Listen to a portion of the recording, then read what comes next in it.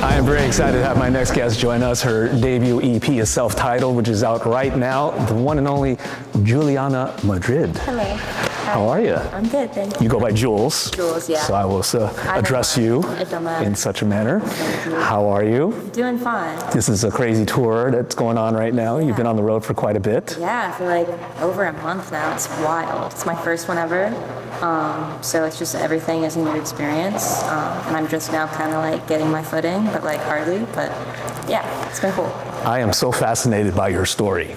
Thanks. I've been in love with your music, and then when I looked into your history and you know your upbringing and all this stuff, I was like, wow, impressive, not bad. And you know, with the old saying, what is it? Without hard work, you won't get the opportunity. Yeah. And this is clearly one of those situations. Well, thank you. Yeah.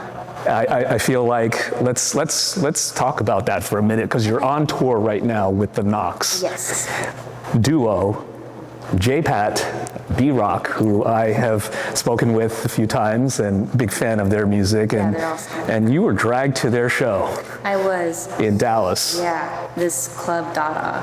I was like 18, I think, or like maybe 17, but I never heard of them before. And my best friend Celeste was like, hey, you want to go to a show? And I was like, okay.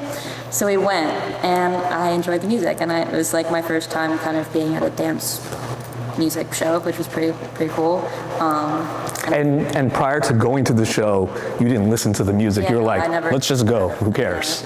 It was just, yeah. So I followed them all on Instagram, and at the time I had like some singing videos, and my SoundCloud in my bio was just like this not very good demo, which is just all I had at the time.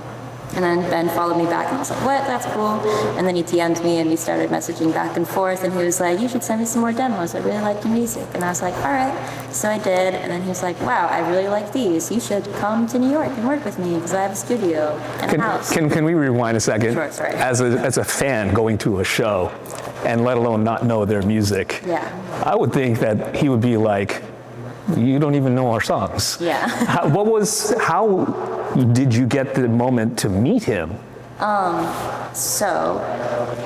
actually, me and my sister met him in person just to like meet him before, you know, I flew to a stranger's house, like 1,000 miles away.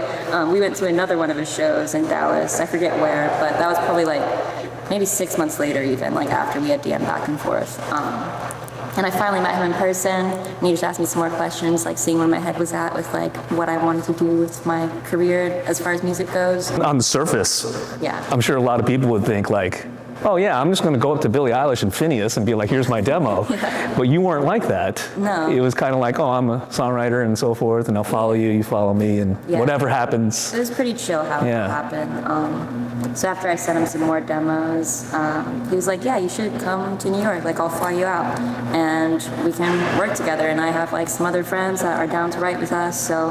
But he didn't know anything about your history, American Idol and all those things. Maybe I mean, not previous to like us talking or anything, but yeah, I don't regret it. Like it was cool. It was definitely something I will never experience again. So it's cool that I got to do that. Clearly, you have touched a lot of people with the debut EP here, and the ups and down of a relationship. Yeah. It really hits home with me, because I can hear certain situations that I was in, and obviously different people. Yeah. Was that recent, or was this something? Specifically, I think it was last September. Oh my gosh. Yeah, it was a long relationship. It was like a high school thing, and then I did. So. Do you channel anybody when you do songwriting in terms of trying to pull from techniques, or? I mean, not really.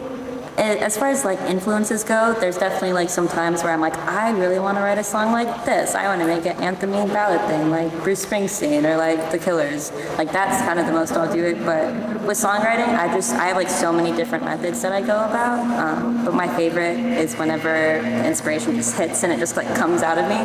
But yeah, there's a lot of different ways that you can. Do you have a notebook of phrases? Like how does?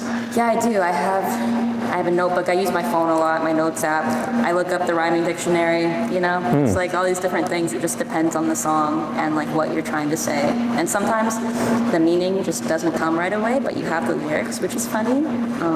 I feel like that kind of happened with my song Clover, where I just kind of like, it came out of me and I was like, what does this mean? I don't know. But then I found it later, which is cool and special. In the song Pretend, when I played that or had that playing in the car with my mom, and then all of a sudden you're singing about missionary is all right and so forth. I'm sure your parents were like, oh, this is interesting. I didn't say nothing about it. They're like, the song rocks. Yeah, I don't care. That's why I asked about phrases. Was that phrase somewhere? Yeah. It kind of just, honestly, that song was weird. Because me and Ben wrote it remotely. He had sent me this like drum beat, little drum beat with a little bass line. And I was like, this is dope. I'm gonna write to it. And I was just in a good mood that day, I guess. And those were the words that came out. And I was like, interesting. That's cool. I think it's just like some subconscious something. That phrase just magically comes out. Yeah. I don't know why. I wonder what you were doing that day or that week. Yeah, who knows?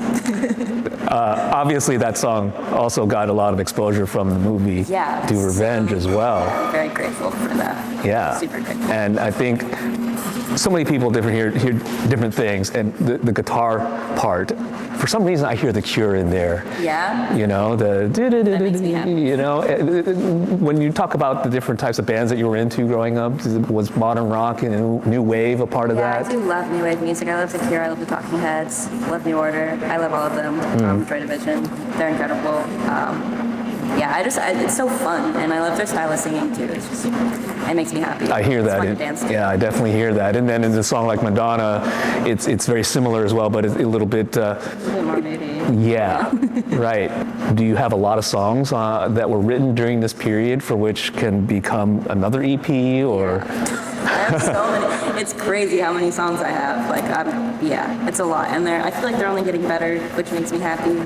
But yeah, I'm working on EP2 right now. When you say they're getting better, what does that mean? It just feels like I have grown into my voice more, and just as a songwriter and just physically as I'm getting older, which I think has helped a lot. And I've just had like so much practice in the past year and a half, 2 years working with Ben. He's brought in so many like only great people that I've worked with, so they've definitely helped push me along and just make me better all around and everything. You just turned 21 this year. Yes, I did. Milestone. Yeah, big one.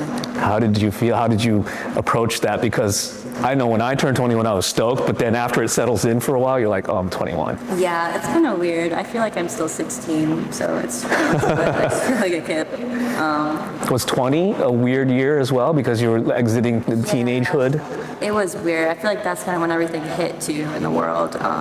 There's a weird time. Yeah. 21's been better. It's been good. Yeah. So I'm happy. Do you look at age differently as you hit these milestones? I mean, it's so easy to compare yourself as a lady in music, I feel like, because it's like all these stigmas around like your time is ending, you're 24, oh my gosh, like what are you doing? Still trying to make it, but that's stupid. Yeah. You know, I just try to let that go. Do you reference any of the older female artists that are going through this or have gone through this? I guess in particular Taylor Swift just released an album that talks all about this. I love it. It's incredible. Yeah. I mean, how, as someone in your position, take the words of the songs, what she says in public and those kind of things to heart?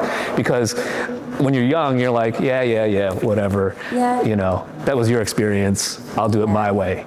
I mean, yeah. It's always nice. I mean, I just think take everything with a grain of salt, and it's nice to hear, obviously, like someone like Taylor Swift's personal experiences and troubles and everything she's gone through. It's like important to listen to that, and especially just as a lady, Right. it's important. But I think take everything with a grain of salt, and I'm just kind of paving my own way, and we'll see what happens. Hopefully, good things. Where do you see yourself at 30? At 30, Yeah. world tour. Okay. World tour. All right. In New York, hopefully. Oh, And Ben has influenced you. yeah, I really want to move to Brooklyn. I just like need money, so yeah.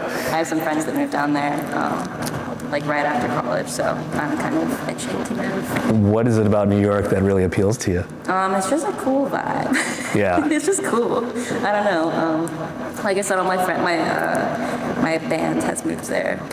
They all live together right now in Brooklyn. like the Bushwick area, so it'd be cool to be close to them and to like hang with more friends. Yeah. What type of music do you think you'll be making at that age? I don't know. I have no idea. Music I like, hopefully. I mean, yeah, I have no idea.